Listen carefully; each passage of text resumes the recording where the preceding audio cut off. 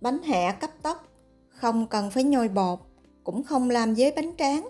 Chỉ cần bỏ ra ít phút là cô bác, anh chị và các bạn đã chuẩn bị xong một món bánh hẹ vừa đơn giản, vừa nhanh gọn lẹ mà thành phẩm thì rất là ngon. Để làm món bánh hẹ, trước tiên mình sẽ lấy 150g tôm lọc vỏ. Sau khi rửa thật sạch, mình sẽ đem lau cho thật là khô. Mình lau khô tôm thì một chút nhân tôm mình sẽ dẻo mịn mà không bị nhão.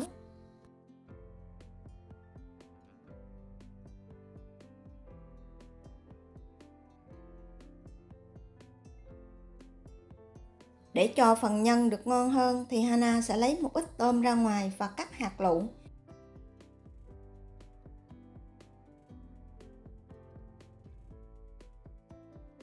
Phần tôm còn lại mình sẽ cho hết vào cối xay và thêm vào 1/4 muỗng cà phê muối. Tôm này cô bác, anh chị và các bạn đừng xay nhuyễn quá. Mình chỉ cần nhấn và thả ra khoảng 3 tới 4 lần là được.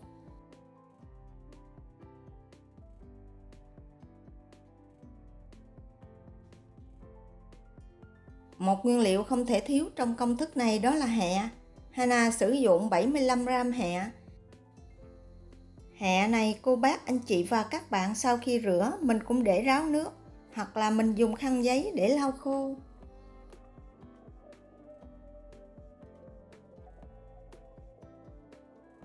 Cô bác, anh chị và các bạn đừng cho hẹ vào hết. Mình cho vào 2/3, chừa lại 1/3 một chút mình trộn nhân cho đẹp. Sau đó thêm vào một ít tiêu xay, 1 muỗng cà phê bột nêm ga, 1 muỗng cà phê đường cát, 1 muỗng cà phê dầu ăn và 1 muỗng rưỡi cà phê tinh bột bắp hoặc là bột năng. Phần nhân này mình cũng đem đi trộn đều, nhấp thả khoảng 2 tới 3 cái là được, đừng trộn quá, nhân nát ăn không ngon. Cho hết phần nhân xay ra ngoài tô và cho phần tôm hẹ lúc nãy mình chừa lại vào trộn đều. Nhân đạt là khi trộn xong mình nắm trên tay, nhân phải khô ráo và dẻo. Nếu cô bác, anh chị và các bạn làm nhân ướt, một chút phần bánh mình hấp xong bị bể, không ngon. Hôm nay mình sẽ làm bánh hẹ không cần phải nhồi bột, thời gian rất là nhanh. Đây là 80g bột năng. Cô bác, anh chị và các bạn có thể sử dụng tinh bột bắp, tinh bột khoai tây. Mình sẽ dùng 2 cái muỗng để tạo hình cho nhân tròn và đẹp. Phần nhân này Hana chia ra khoảng 11 cái. Cô bác, anh chị và các bạn có thể làm lớn nhỏ tùy ý của mình. Sau đó cho nhân này vào bột và áo đều lên. Có thể tạo hình xong rồi mình áo bột cũng được.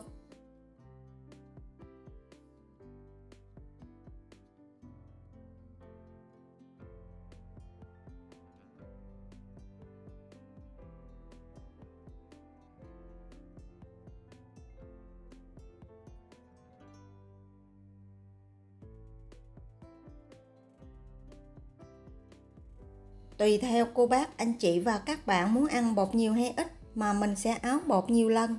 Có thể áo từ 2, 3 hoặc 4 lần bột. Hana chỉ áo 2 lần. Ở lần thứ 2, để cho bột được kết dính, trước khi áo bột, cô bác, anh chị và các bạn sẽ nhúng phần bột vừa tạo hình xong vào nước. Nhúng bột tới đâu, mình sẽ áo tới đó. Mình đừng để một lúc, vì nếu mình làm vậy, phần nhân bị ướt, phần bột dễ bị đóng cục, ăn không ngon.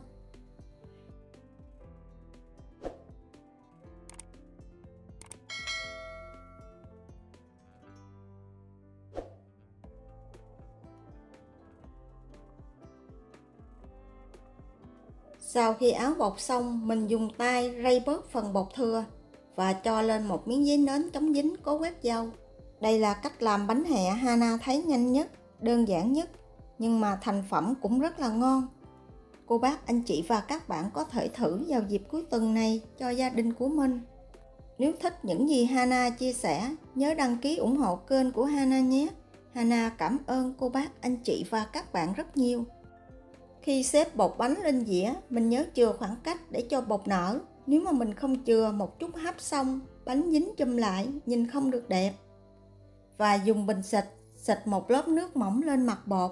Mình làm như vậy, một chút mặt bánh mình sẽ bóng đẹp, không bị nứt. Chỉ cần phun một lớp nước mỏng là được, đừng nhiều quá. Sau đó đem phần bột bánh này đi hấp 8 phút ở lửa vừa, hoặc cho tới khi phần bột này chín trong trở lại.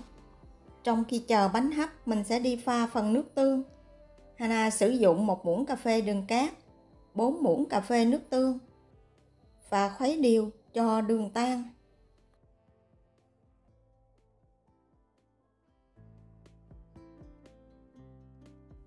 Thêm vào 1 muỗng cà phê giấm. Tùy theo độ đậm nhạt của nước tương mà cô bác anh chị và các bạn điều chỉnh cho phù hợp với gia đình của mình.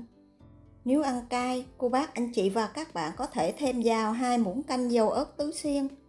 Cách làm dầu ớt tứ xuyên Hana chia sẻ trong công thức làm bánh xếp hấp. Hana có để đường link phía dưới. Bánh sau khi hấp 8 phút, bột bây giờ đã chín trong thì mình sẽ tắt bếp và quét một lớp mỏng dầu ăn lên mặt bánh. Vậy là chỉ cần bỏ ra ít phút mình đã có một món bánh hẹ vừa ngon vừa đẹp. Cảm ơn cô bác anh chị và các bạn đã xem.